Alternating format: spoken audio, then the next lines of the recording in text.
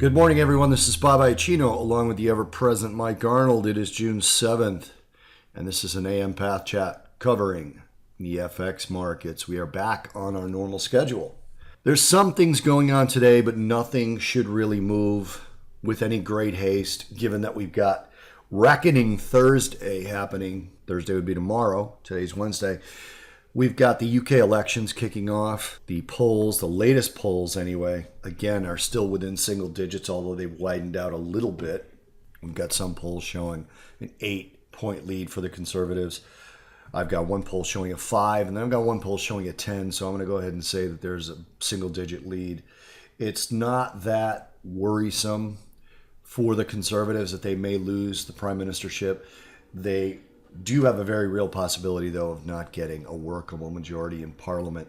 So we'll see what happens with that. And then former FBI Director James Comey publicly testifying before the Senate Intelligence Committee tomorrow. But if early leaks are any indication, seems like the word leaks is very popular right now, he's not going to be saying a whole lot. He's going to be sort of excusing himself on a bunch of questions, saying that the information is classified and he's still under the watchful eye of the rules that make it impossible for him to speak on classified information, and also that he won't be saying that his conversations with President Donald Trump that were private and supposedly documented in memos that he wrote did not rise to the level of obstruction of justice, in his opinion. A little wild card, Jeff Sessions supposedly, that's Attorney General Jeff Sessions, supposedly offered to resign as the relationship with himself and the president has gotten very, very tension-filled as of late. So we'll see if that develops into anything. Middle East tensions creeping up. We actually had the Shia capital of the Muslim world, Iran, suffer through twin attacks, suicide attacks, as well as people with AK-47s. They came into the Iranian parliament, started firing. One detonated a suicide vest. I believe the number of dead so far is 12. You don't see a lot of terrorist attacks in Iran. It's a highly policed area, even though the so-called Islamic State does share the Sunni background with the Saudis. They don't really get a lot done in Iran, which would theoretically be kind of a natural place for them to attack, but you just don't see a lot of that. We had another terrorist attack in Paris, although the only person to die was the actual attacker, who attacked the police, French police, with a hammer, screaming, "This is for Syria." In terms of data, Germany's factory orders was a little bit disappointing. Australia's GDP, though, beat. You'll see both of these reflected on the chart, especially the Aussie chart, which continues to rally. The Australian year-over-year gross domestic product came in at 1.7 versus 1.6 expected, so a little bit better of a beat. But German factory orders came in at 3.5% versus 4.7 expected. The rest of the day, not a whole lot of important data coming out. We do have the Department of Energy crude oil inventories. Yesterday's American Petroleum Institute came in with a 4.6 million barrel draw on crude oil, but a 4.1 million barrel build on gasoline. Crude oil is under pressure, but we'll talk more about that in the futures update this afternoon. Other than that, again, it shouldn't be that active. We have most of the moves we're probably going to see happen overnight. But let me turn it over to Mike to let you know what he is seeing on the charts. Mike, it is all yours. Okay, thank you very much, Bob.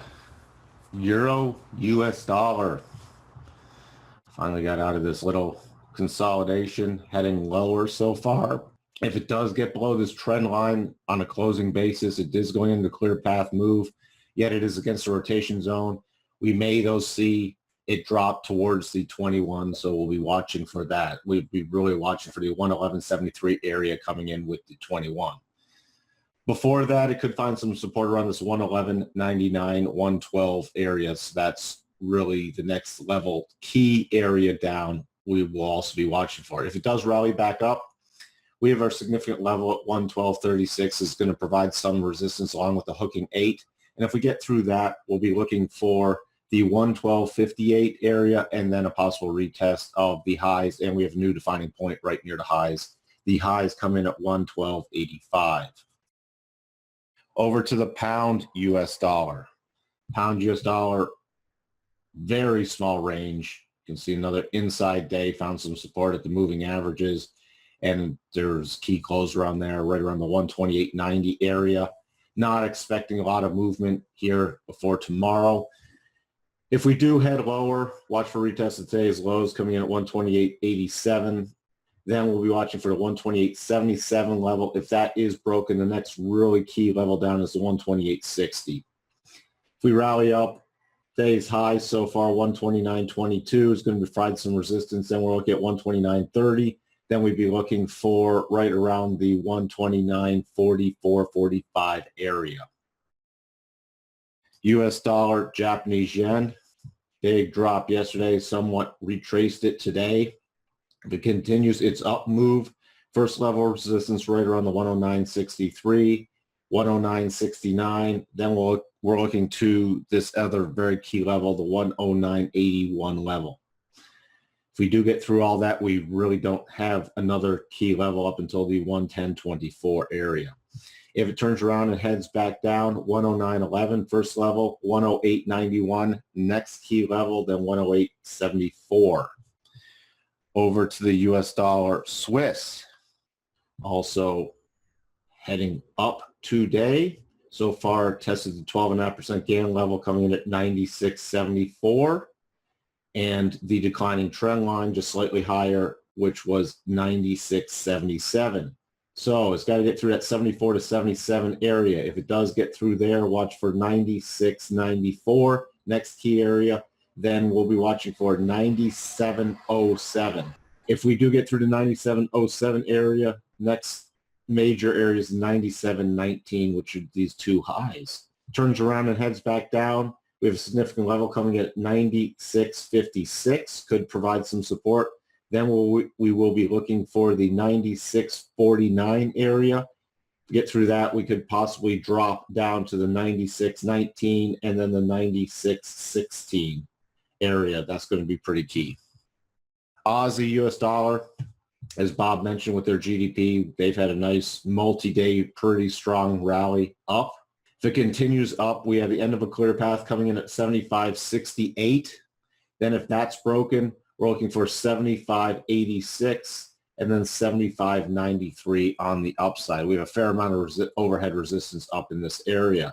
If it pulls back, first support coming in about 75.39.